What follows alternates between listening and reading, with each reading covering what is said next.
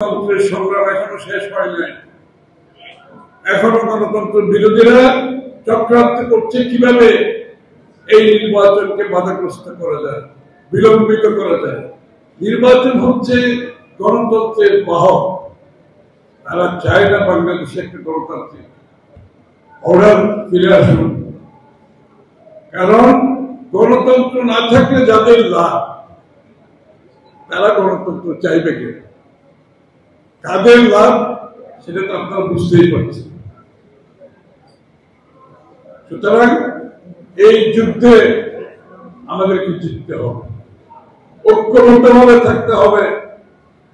সভাপতি সাহেব বলেছেন যাকেই মনোনয়ন দেওয়া হবে ভালো মন্দ বিবেচনা করার সেটা জনগণের।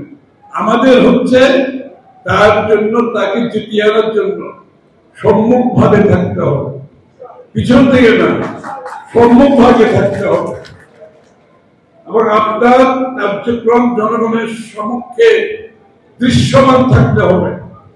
এটা হচ্ছে শহীদ জিয়ার সৈনিকের কাজ, এটা হচ্ছে বেগম খালেদা জিয়ার সৈনিকের কাজ, এটা হচ্ছে তারেক রহমানের সৈনিকের কাজ।